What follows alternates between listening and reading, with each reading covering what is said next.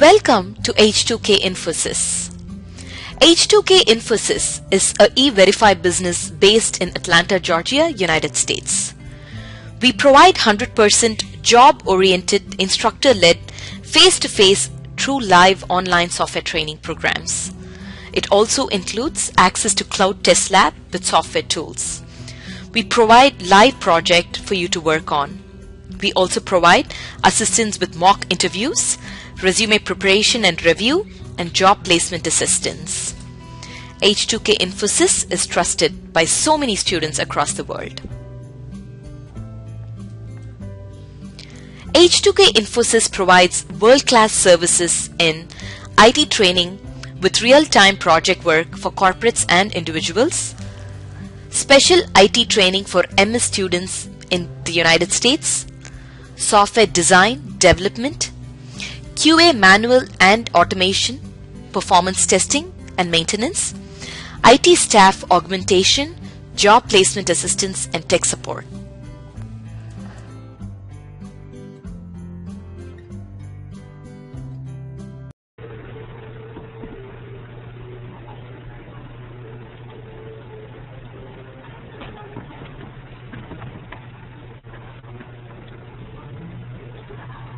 Everyone, can you please mute yourself?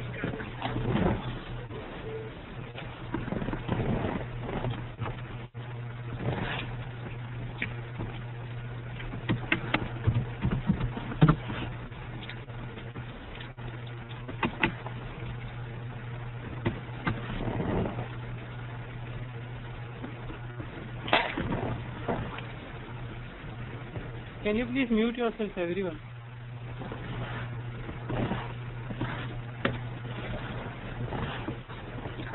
Mute.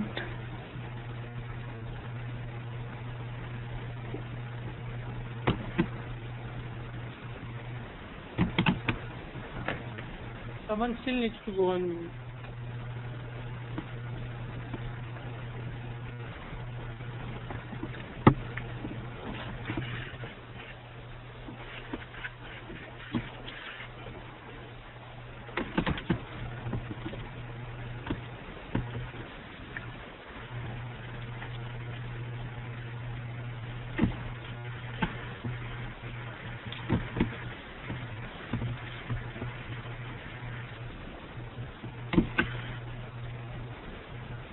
Anyways, if I'm audible, I'll just start away.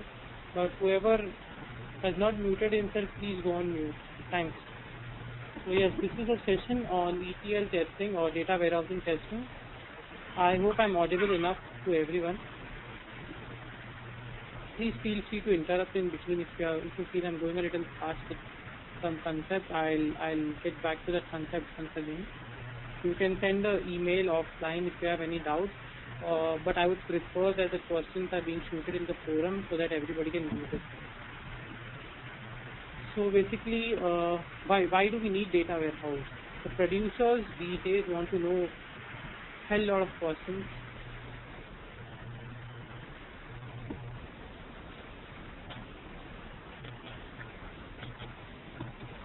Producers these days want to know. Myself, Ankit Solanki, I'll be covering this ETL UX class for the next 4 days. So yeah, the producers these days want to know hell number of questions, some of these which is our highest or lowest margin customer. Who are our customer? What are they buying? What is the effect of the distribution channel? Like a distribution channel would be an online website, or a distribution channel could be a store. What is the effect of that channel? What is the impact of new products on our margin? What's the impact of the new products on our sales? Which are the biggest impact-making products? Which customers are most likely to go to the competition? This is something which a producer wants to know so that he can actually retain his customers, increase his business. So, but how does he do that? To do that, he needs data. Data is everywhere. He has loads of data scattered over the network in various formats like CSV files, tables. But the problem is how to get that data into a central place where he can use it. Now, in this case, he needs an expert to get the data. But even if an expert gets the data, He cannot understand the data. The reason is the data is poorly documented. It's difficult to understand what a data would particularly reflect, whether data is a order data or whether data is a inventory data. Now, if he cannot use this data, this data is useless. Data needs to be transformed to a form which is readable. Hello. Yeah. The thing is, I'm not. You are not as audible. Like I'm not. It's not clear sometimes. The problem is someone needs to go on mute. There are a lot of people who have not gone on mute yet. So somebody needs to go on mute. I can't help that. And Ankit, please, one more request. Yeah. If you can please go a little bit slow because we are going too fast. Sure. I was just going to the introduction. That's why I'll go a little. Okay, thank you so much, Ankit. But I request everyone to go on mute.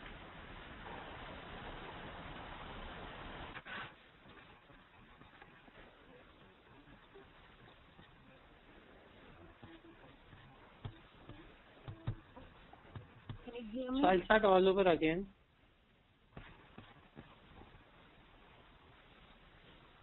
A producer or the client needs n number of questions to be answered so that he can increase his sales. For example, if you know who are your target customers, you can actually set your marketing campaign accordingly. So these are the questions that he generally wants us to get answered, which are his highest and the lowest margin customer. What is the effective channel of distribution which must be selected? Who are the customers who are potentially there would be some set of customers who will be going to the competitor. The producer would like to identify such customers so that he can retain them. Now, how would he get such information about a customer? The only source that he has is data. Data is everywhere. It's scattered over the network in the form of tables, in tables or in the form of CSV file, flat file, Excel file. But you need an expert to get this data. Even if you get the data, the readability of data is yet it's difficult to read the data because the data is not documented well. So even if you find the data, if you cannot convert the data into information, it's not of any use. So what the users are saying, what do the producer exactly want? The data should be integrated across all the enterprises. Now, what do I mean by this? You'll come to know in a few slides. This is just the intro slide where we're just setting up the tone, what's going to get covered in the next hour or so. So if you're not getting anything, just calm down. By the end of the lecture, all your doubts will be answered. The data that you're getting should be in summarized form so that the C-suite executive can understand or make sense out of the data. Historical data holds key to understanding data over time. For example, last year, if in June, for example, the sale of a particular product increased, that means the same is expected to be this year also. So in this case, the producer or the client could take necessary actions to meet the increasing demand. So to answer this, what did the IT people create? They create a single, complete, consistent store of data, which gets data from various sources. Again, this will be explained in detail ahead. This is just a vague definition, and I like this definition, so I just thought of sharing it. It's a single, complete, consistent. Excuse me? Yeah? Actually, we are not able to see the slides. Are you showing the slides? Oh, you're not able to see the slides? Yeah, because I just see the empty screen that says, hello all, class will start in a couple of minutes. Oh, I'm so sorry. You should be able to see it now. Yeah, I think something is coming up. My apologies for the same. Now, yeah. Yeah, we can see it now. So, you want to start all over again?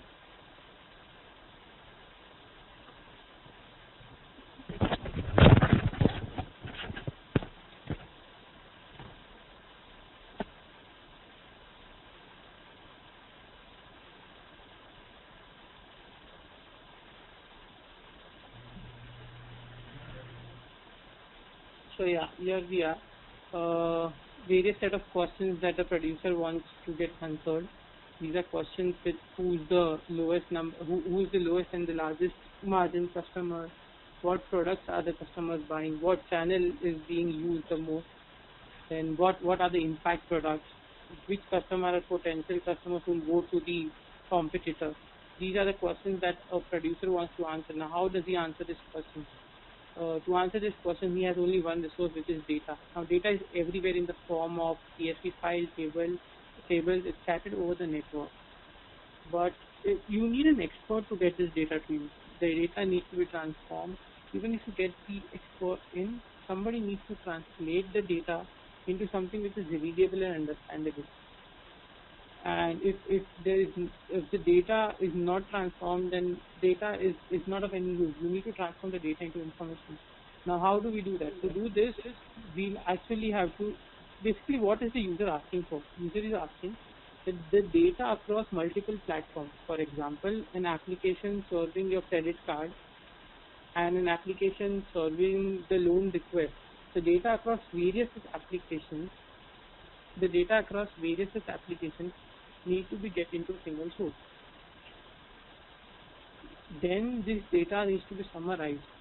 Now, you will understand this in more detail when we go ahead. This is just a brief overview, a 5-minute overview of the entire thing that you'll be expecting in the next 1 hour.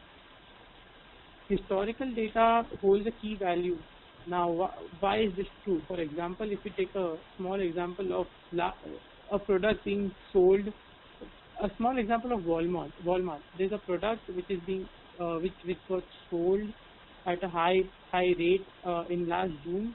Now the same product is being expected to sold at a better rate this year. So historical data gives the business a heads up, stating this year you have to increase the production of so and so product to meet the increasing demand. So for all this, you need to store this data and convert this data into understandable format. So who helps us to do this? It's a data warehouse. Now, what is a data warehouse? It's a single, basically we integrate from multiple sources to one source, so it's a single, complete. We have data from diverse sources, for example, a source of loan application, a database of loan application, a database of your credit card account. So these diverse sources come into a single source, which is complete now with various applications, and it's consistent across the network. This is what the business is expecting, so that you have something uniform, something that's stable, which can be used to analyze the data and make business decisions. And the data warehousing is the art of basically processing this data into information. So now I'll just give you a brief overview. Now we'll get into the detail. What you can expect of this session is what is data warehousing, the comparison between operational databases and data warehouse, the ETL process, talking about each part of ETL in detail, and the data warehouse architecture. Okay, what is a data warehouse? Data warehouse is a place where you store data from diverse sources. Data warehouse is a source where you store data from diverse sources and integrate them into one single system. Now, how do you do that? You do that using the process of ETL. So data warehousing is a process of data extraction, transformation, and loading it to a warehouse and so that the data is being accessed by the end user. Now, who uses this data warehouse? If you talk about a C-suite executive like a CEO, a CTO, a CIO, they need such data to make business decisions. At times there is interdependency within applications. For example, an application which accepts the request to place your flight ticket, and at the same point of time you have another application which is used to cancel the ticket. Now these data is basically interdependent, so data from one schema needs to be moved to another schema. So in such cases, we need data integration across various platforms. We need data to generate our reports, the annual report. For example, take a client like Waste Management, who is a US-based client. They collect garbage across the state, and they'll at some point of time they'll want to the managers would want what route are the drivers following. are they wasting any time on the road? So they want reports to be generated of a particular driver. Then we need data in time series analysis. For example, the example of time series analysis can be forecasting of your stock market. So how do we load this data? This is the entire ETL process flow. We'll be covering this once again in the later slides, but just to give you a brief preview again, there are diverse source systems which will get the data. These source systems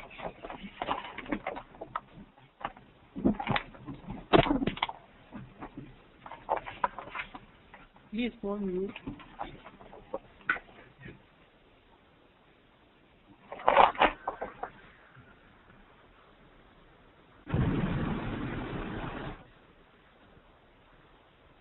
Hello?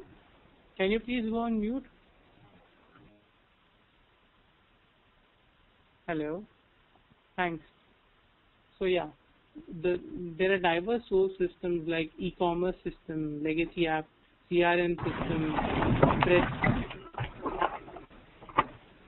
somebody needs to go on mute, please. Legacy apps, market data, spreadsheets, these data needs to be pulled. These data, I tried that, it's not happening, I'm sorry. This data needs to be pulled into the ETL process where you extract the data from various sources, you clean the data, filter the data up, you decode values, you use various set of operations and then load it into a enterprise data warehouse or a data mart or operational data source. All these concepts will get covered pretty soon. And this data is later used by OLAP tools or reporting tools to show the reports. Now there are two types of databases. One is the OLAP database, which is basically used for generating the reports, and other is the OLTP database, which is your transactional database. If you talk about application-oriented database, which is your OLTP database, we'll have information. For example, a banking application. It has a UI which will take information about your loan details. Now you enter the loan details, and it's saved in the database. So it would indicate your name and the corresponding details that you have entered. Similarly, there is a UI which requests you for a credit card details. You enter the credit card detail there, and along with your name and other information, the credit card information will be saved. Now these are two separate applications. These are two separate applications using an operational database. But if you talk about a data warehouse, the entire information relevant to a customer is a part of a credit card application also and a loan application also. So both this actually belong to a customer. So that is being integrated into a customer mart. Similarly, a vendor mart, activity mart, product mart, there are diverse marts that we can create. UI means user interface, you are right. So basically you enter the data via user interface and that data goes to a database. But that database is application oriented. You can access that data only from that particular application.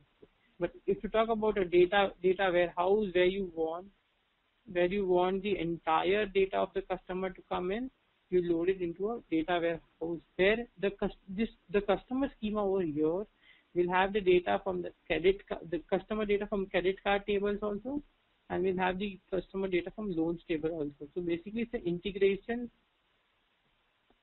It's an integration of different applications.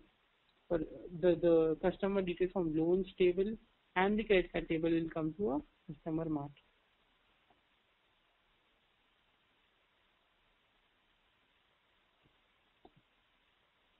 So what's the difference between an OLTP and a data warehouse? OLTP is application oriented. We just discussed. Meenakshi, your question I'll answer at the end of this session. It's a nice question to be discussed at the end. Okay, so OLTP is application oriented. Whereas a warehouse is a subject oriented. When you talk about application oriented, consider a banking website, a banking firm. They have various applications to talk about their products. They have various applications to handle the credit card department. There are various applications to handle the loan business. So the OLTP system, every application would have a dedicated data. But when you talk about a data warehouse, it's subject oriented. So all the data from these various applications comes over here, and the data is fragmented. For example, customer related data is sent to the customer related mart.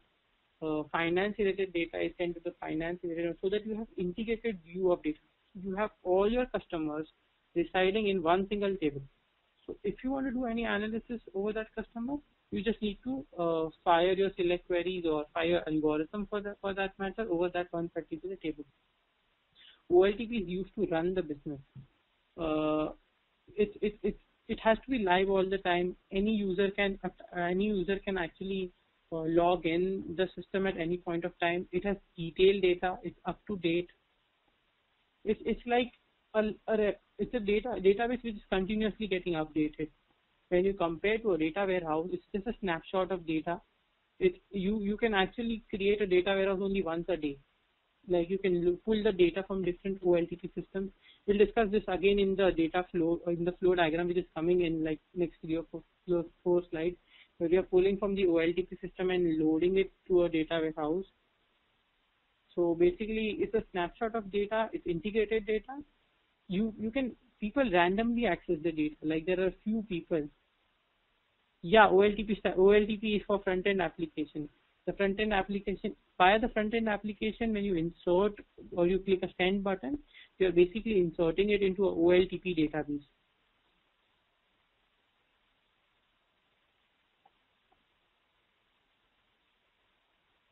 No, warehouse is not backend. Warehouse is basically used at.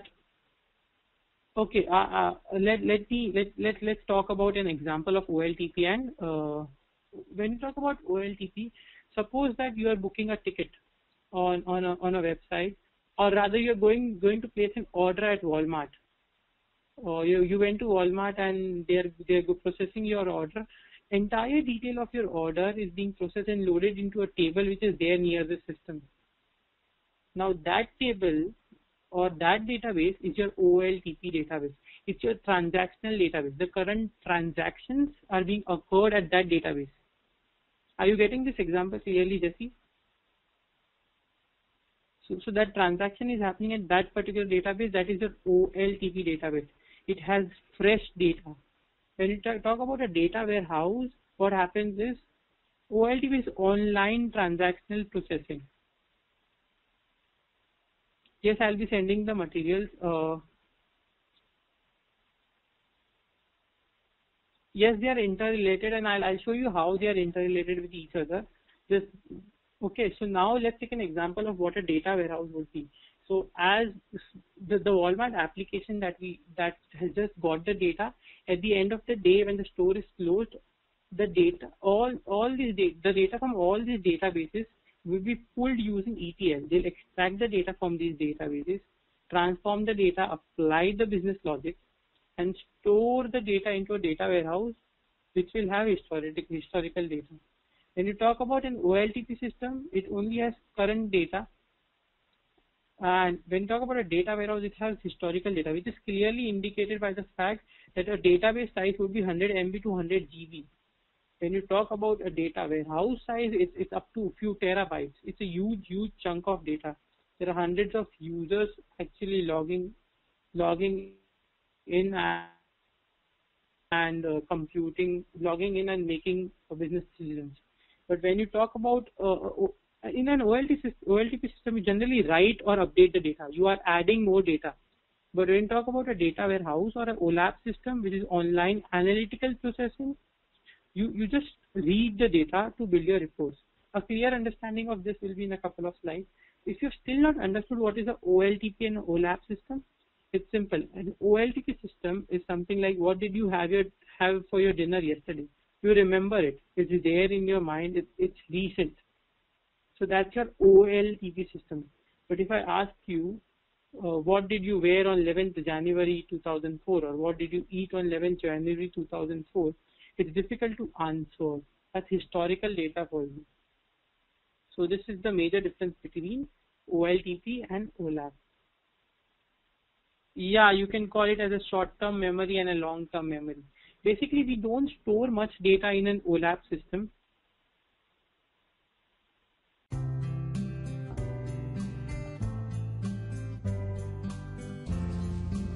So many of our students have given testimonials on how our training programs are. You will find them on kudzu.com and on our website h2kinfosys.com. On our website h2kinfosys.com, you will also find more detailed information on who we are, the courses that we offer, what each course covers. Also, if you're interested in a demo program, please register on our homepage on the left-hand side. Just give us more information about yourself and we will send you a link for a demo class. The demo class is absolutely free. Experience our commitment by just attending an orientation workshop at no cost. Our team of faculty and advisors are here to guide you with the right information.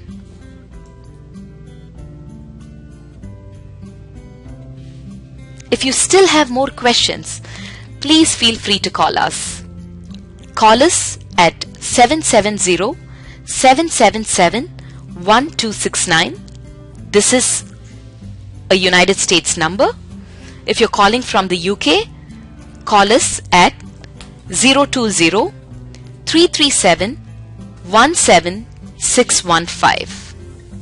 You can also email us at training@h2kinfosys.com or h2kinfosys@gmail.com.